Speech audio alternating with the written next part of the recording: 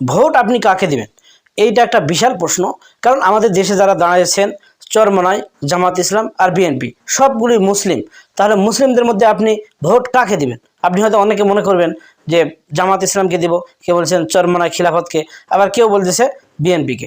তো এখন প্রশ্ন হলো যে ভোট আপনি কাকে দিবেন। ভোট দেওয়ার জন্য তিনটা শর্ত দেখবেন।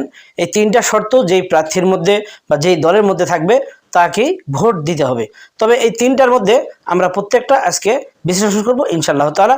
তবে ভোট এটা হচ্ছে একটা আমানত। সরাসরি পবিত্র কোরআনুল কারীম এবং হাদিসের মধ্যে কোনো জায়গার মধ্যে ভোট এই শব্দটি উল্লেখ নাই। রয়েছে আমানত, নেতৃত্ব, যোগ্য। আল্লাহ সুবহানাহু ওয়া তাআলা সূরা নিসার 58 নম্বর আয়াতে বলেছেন, ইন্নাল্লাহা ইয়া'মুরুকুম আন তুআদ্দুল আমানাতি ইলা আহলিহা ওয়া ইযা হাকামতুম বাইনান নাসি আন তাহকুমু বিল আদল। এখানে নিসা আল্লাহ তাআলা তোমাদেরকে আদেশ করেছেন যে আমানত তার উপযুক্ত ব্যক্তির কাছে পৌঁছে দাও। এই আয়াতে এই ভোটকে উদ্দেশ্য করে কিছু কিছু উলামা কিরামগণ তিনারা বলেছেন যেহেতু ভোট একটা আমানত, তো এখানে আল্লাহ সুবহানাহু ওয়া তাআলা আন তুআদ্দুল আমানাত, এখানে আমানত কথাটা উল্লেখ করেছেন। এজন্য আপনার আমানত যাকে রাখে দিবেন সেই ব্যক্তিটার তিনটা শর্ত থাকা লাগবে। এর মধ্যে এক নাম্বার হচ্ছে সৎ। যে ব্যক্তির কাছে আপনি ভোট শুধু না, যত প্রকার আমানত রয়েছে, যত প্রকার আপনার ব্যক্তিগত আমানত সব কিছু দিবেন তার সৎ চরিত্রবান দেখে। একজন ব্যক্তি দেখা গেল যে সৎ কাকে বলে। এখন সৎ হচ্ছে সেই ব্যক্তি যে ব্যক্তি আল্লাহ তাআলা হুকুম হাকাম পুরাপুরি মানে, নবীর সুন্নত মানে। আর এমন ব্যক্তি সৎ নয়। আমরা তো সৎ এবং অসৎ ব্যক্তিকে একাত্তর করে ফেলি। অসৎ ব্যক্তিকে বানাই সৎ, সৎ ব্যক্তিকে বানাই অসৎ। যেমন একজন ব্যক্তি 5 ওয়াক্ত নামাজ নেয়, তার চরিত্র নাই, মুখে দাড়ি নাই, এরপরে সত্য কথা নেই, রাসূলের সুন্নত নাই, হারামে সে হারাম ভক্ষণ করতে করতে সেখানে অভ্যস্ত, হারামকে আর হারামই মনে করে না, সে হারামকে হালাল মনে করতেছে। এইরকম ব্যক্তিকে আমরা সৎ বানিয়ে ফেলেছি। দেখুন না, ওই যে নির্বাচনের পোস্টারের উপর সেখানে লেখা থাকে যে সৎ, যোগ্য, নেতৃত্ব অমুক।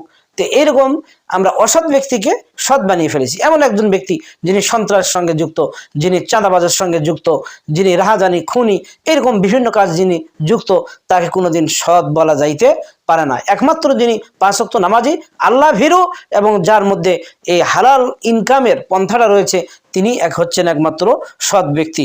এই জন্য আমাদের সৎ ব্যক্তিকে বেছে নেওয়ার বিকল্প কোনো উপায় নেই।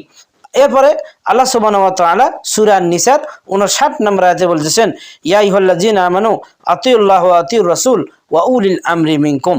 এই আয়াতে আল্লাহ সুবহানাহু ওয়া তাআলা বলেন, ইয়া আইয়ুহাল্লাযীনা, হে ঈমানদারগণ, তোমরা আল্লাহ এবং তার রাসূলের ইতাআত করো এবং তোমরা অনুসরণ করো উলিল আমর, মানে যারা যোগ্য নেতৃত্ব তোমাদের, উলিল আমর নেতাদেরকে।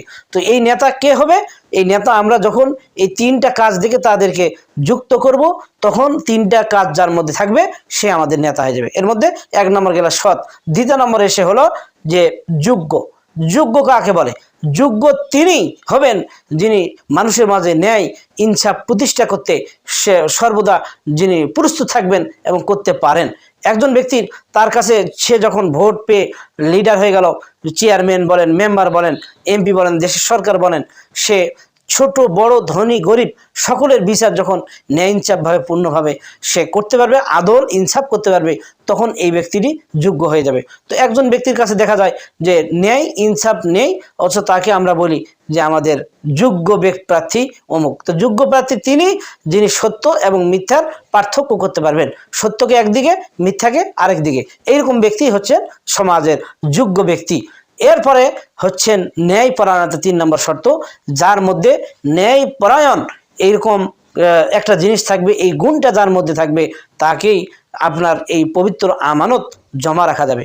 আপনি একজন ব্যক্তিকে আপনার এই সুন্দর মূল্যবান আমানত ভোটটা 5টা বছরের জন্য যাকে দিবেন, তিনি আপনার এই ভোটটা পেয়ে চুরি, ডাকাতি, রাহাজানি, মানি লন্ডারিং ইত্যাদি ইত্যাদি অপচয়, সে বিভিন্ন কাজে রাহাজানির সঙ্গে জড়িত, এই ধরনের কাজ যদি করে, তাহলে এর এক ভাগ আপনাকে কিন্তু বহন করতে হবে। কারণ আপনি যদি ভোট না দিয়ে ওই ব্যক্তিটিকে ওইখানে পৌঁছে না দিতেন, ওই জায়গার মধ্যে যার কোনো সুযোগ না দিতেন, তাহলে সে যাইতে পারতেন না। এর জন্য দায়ী আপনি, এই পাপের কিছু ভাগ আপনাকে নিতে হবে।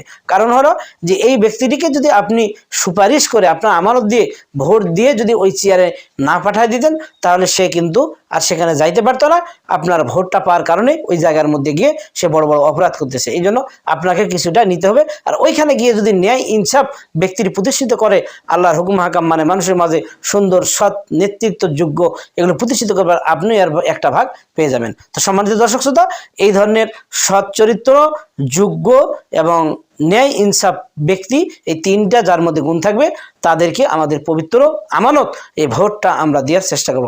আল্লাহ পাক আমাদের সবাইকে তৌফিক দান করুন, আমিন। সকলে ভালো থাকুন। আসসালামু আলাইকুম ওয়া রাহমাতুল্লাহি ওয়া বারাকাতুহু।